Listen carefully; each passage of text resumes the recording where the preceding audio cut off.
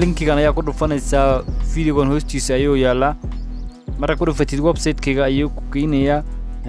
patch-ka screenshot-kiisa noocan ayuu patch-ku yaalaa download-dan ayaa ku dhufanaysaa marka oo gaduudan download ayaad click siinaysaa kabacdi waxa ku keenayaa meesha patch-ku taalo oo mega ah sidan ayuu u furayaa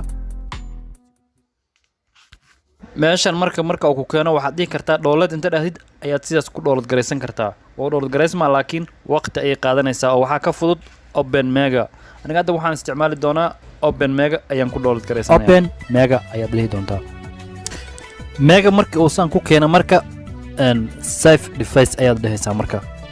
haddii mar qaar waxa laga yaabaa inuu ku weydiiyo location wax saas okay ayaad iska sii dhahaysaa dib ma taas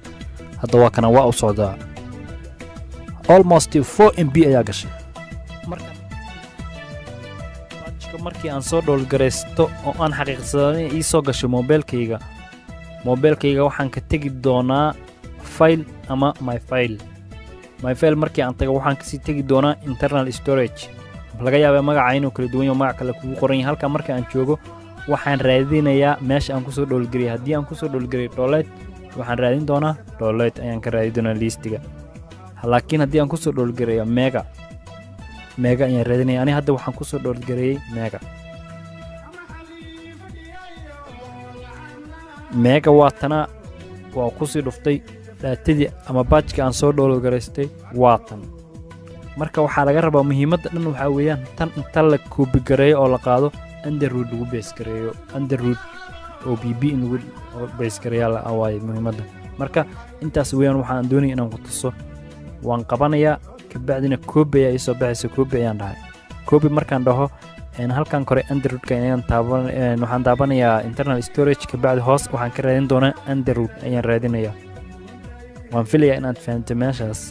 oo mega inta tagay daatadii soo qaaday ayaan waxaan doonayaa inaan ku shubo underroot waa kana waxaan ku sii dhufanayaa haddana opp kabacdina listigan waxaan ka sii raadinayaa gb economy midaan weeyaan waatana marka daatada hadda aan soo dhulgaray midaan u eg ayaan rabaa inaan ku bedelo sidaan ugu bedelayaa copy ayaan ku dhahayaa copy markaan ku dhahana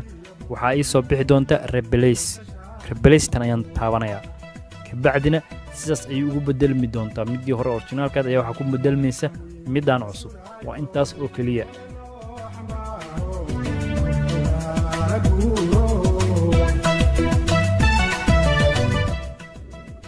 hadda way soo gashay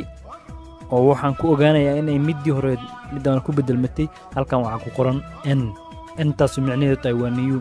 waa tii dambe oo hadda aan soo geliyo weeyaan sidaas ayaana ugu guuleysanay hawshan